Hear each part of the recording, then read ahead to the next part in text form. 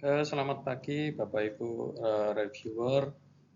Kami tim peneliti dari Universitas Dinamika akan memaparkan hasil penelitian kami yang berjudul Inovasi Damarulan atau kepanjangan dari Digital Analytics and Marketing Automation for Resilient Waterfront Urban Leisure Advancement untuk penguatan kinerja wisata Bahari Jawa Timur. Tim kami terdiri atas saya sendiri, Rudi Santoso, dari Universitas Dinamika atau yang dulu dikenal dengan Stikom Surabaya. Anggota kedua yaitu Bapak Edo Yonatan Kuncoro, juga dari Universitas Dinamika yang dulunya juga dikenal dengan Stikom Surabaya. Sementara itu anggota ketiga yaitu Ibu Amalia Herina dari Universitas Nurul Jadid. Penelitian ini dibiayai oleh Direktorat Riset dan Pengabdian Masyarakat sesuai dengan nomor kontrak tertera pada slide berikut. Bapak Ibu reviewer, penelitian ini dilatar belakangi dari keunikan hutan mangrove di Indonesia yang saat ini tercatat seluas 3,3 juta hektar. Sementara itu hutan mangrove di Jawa Timur seluas 30.000 hektar atau terbesar di Indonesia. Nah, urgensi penelitian ini terletak pada potensi wisata Jawa Timur yang besar tetapi masih menghadapi tantangan dalam pemasaran dan pengelolaan yang berbasis data, karena hutan mangrove di Jawa Timur ini sangat luas sekali, harusnya menjadi potensi paling bagus untuk destinasi wisata khususnya ekowisata mangrove. Nah, penelitian ini bertujuan mengembangkan inovasi Damarulan sebagai strategi peningkatan kinerja wisata Bahari Jawa Timur melalui teknologi digital. Level TKT saat ini adalah TKT 4, sehingga fokusnya masih dalam pembuktian fungsi dan karakteristik komponen atau subsistem secara analitis dan eksperimental di lingkungan objek penelitian. Nah, penerapan modal menggunakan strategi kebijakan yang dilakukan bersama dinas terkait Dispora, terus kemudian ada periode pertama fokus pada analisis dan perancangan modal itu 2004 dan sampai 2026. Periode kedua itu implementasi dan uji coba model 2027 sampai dengan 2029. Kemudian yang terakhir adalah implementasi secara luas dan evaluasi dampak yang timbul dan ditimbulkan dari hasil penelitian tersebut, yaitu di 2030 dan 2032. Bapak Ibu para reviewer, penelitian ini telah dipublikasikan atau luaran penelitian ini yang telah dicapai adalah publikasi jurnal, artikel jurnal di jurnal internasional bereputasi Q3 di Edelweiss Applied Science and Technology, di mana artikel ini dipublikasikan dengan judul yang sama pada tanggal 4 September 2025. Kemudian metodologi dan riset, tahapan riset. Tahapan-tahapan riset yang kami lakukan, pertama pasti kita melakukan studi literatur dan kajian teori. Hal ini perlu dilakukan untuk memperkuat fundamental dasar dari penelitian itu sendiri.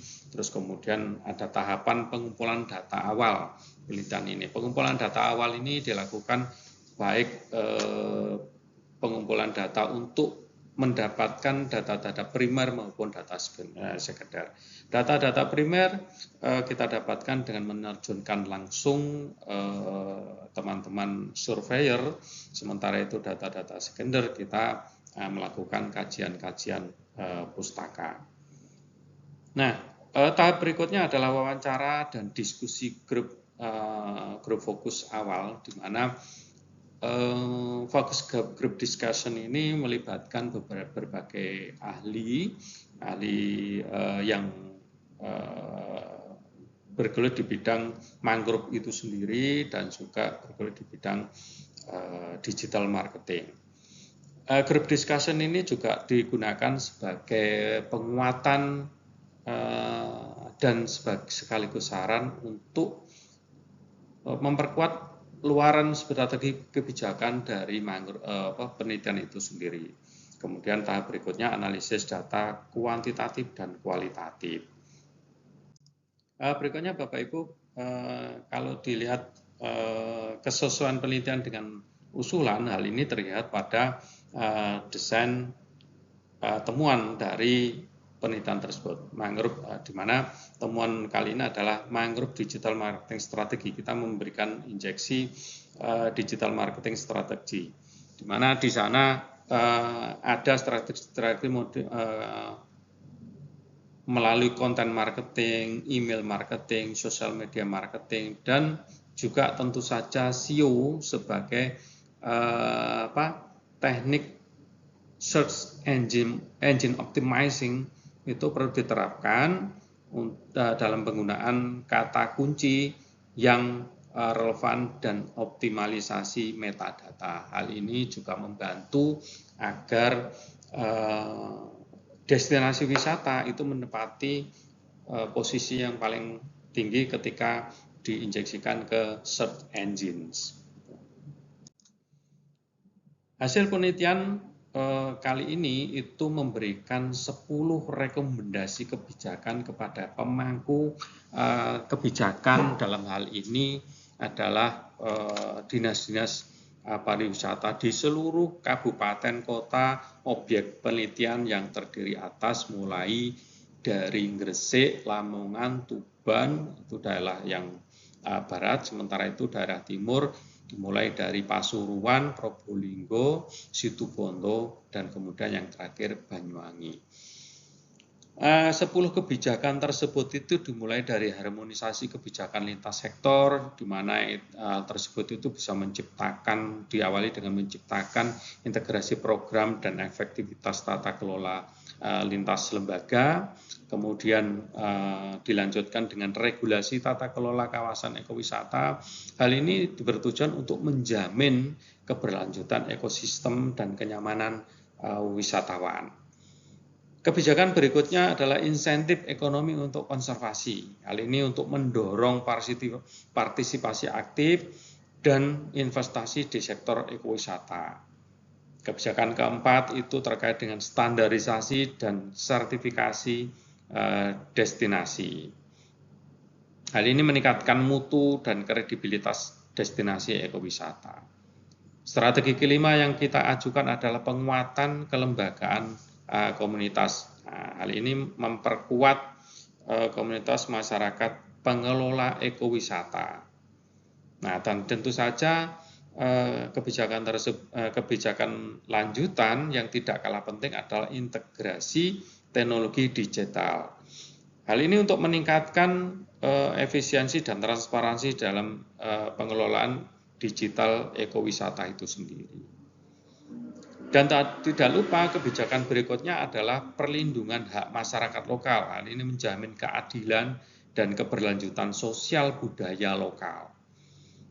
Kebijakan ke-8, pengembangan kemitraan multi pihak. Ini untuk memperluas sumber daya, inovasi, dan dukungan lintas sektor. Sementara itu, kebijakan ke-9 yang kami ajukan adalah monitoring dan evaluasi indikatif, yaitu menyediakan dasar kebijakan adaptif dan berbasis bukti. Hal ini tentu saja penting digunakan sebagai fungsi kontrol atau menjalankan fungsi KPI, Key Performance Index, dari keberhasilan seluruh kebijakan tersebut. Berikutnya yang terakhir, yang ke-10 adalah pengarus utamaan ekowisata mangrove secara nasional. Nah, ini bertujuan menjadikan ekowisata mangrove itu bagian dari strategi pembangunan nasional yang inklusif. Ekowisata mangrove bukan hanya sebatas program-program parsial, tetapi sudah masuk menjadi program strategi pembangunan nasional. Strategi pengelolaan mangrove berikutnya yang kami ajukan itu bisa dilihat di slide, itu dimulai dari identifikasi potensi, kemudian merancang pengembangan, kemudian penyusunan visi misi dan tujuan, dan tentu saja itu berkaitan dengan kelembagaan pengelola. Kemudian dilanjutkan dengan perancangan tata ruang dan zonasi. Hal ini inline atau menyambung dengan rekomendasi 10 kebijakan tersebut. Hal ini terkait dengan strategi konservasi lingkungan, dan juga yang terakhir ada pendekatan partisipasi dari masyarakat itu sendiri. Pelibatan masyarakat ini penting sekali dilakukan karena tentu saja pembangunan ekowisata mangrove itu tidak akan berhasil tanpa ada pelibatan masyarakat atau kelompok masyarakat tertentu. Hal ini diwakili oleh kelompok-kelompok sadar wisata di wilayah-wilayah ekowisata mangrove tersebut. Nah, sementara itu kompetensi keberlanjutan penelitian ini bisa dilihat dari bahasan tersebut adalah satu, arah umumnya itu menuju pembangunan yang adil, tangguh, dan ramah lingkungan. Hari ini tetap menjadi concern kita setiap tahun. Arah umumnya adalah pembangunan yang adil, tangguh, dan tentu saja ramah lingkungan. Berikutnya adalah pendekatan ekosistem, ada peran masyarakat lokal, dan juga pelibatan teknologi digital untuk pemantauan lingkungan, pengelolaan destinasi, dan juga promosi wisata secara efektif dan tentu saja juga masif. Kemudian tidak kalah penting yaitu kolaborasi lintas sektor yang melibatkan pemerintah, swasta, akademisi, dan lain-lain.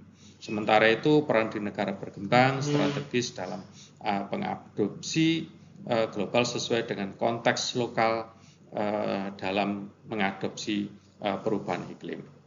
Sehingga tujuan utama mewujudkan konservasi mangrove yang efektif, mendukung pertumbuhan ekonomi lokal secara intuitif dan berkelanjutan. Bapak Ibu, penelitian ini kami sebagai tim peneliti tidak lupa mengucapkan terima kasih yang sedalam-dalamnya kepada Direktorat Jenderal Program Penguatan Riset dan Pengembangan Kementerian Riset, Teknologi, dan Pendidikan Tinggi yang telah mendanai kegiatan penelitian ini, dan tentu saja Rektor Universitas Dinamika dan seluruh sivitas Universitas Dinamika, instansi-instansi pemerintah daerah Jawa Timur yang telah memberikan bantuan serta semua pihak yang telah mendukung kegiatan penelitian ini. Terima kasih atas semua bantuan dan partisipasinya kami tim peneliti, dan tak lupa juga memberikan apresiasi yang luar biasa teruntuk pada Direktorat Jenderal Penguatan Riset dan Pengembangan Kementerian Riset dan Teknologi serta Pendidikan Tinggi. Terima kasih. Selamat siang.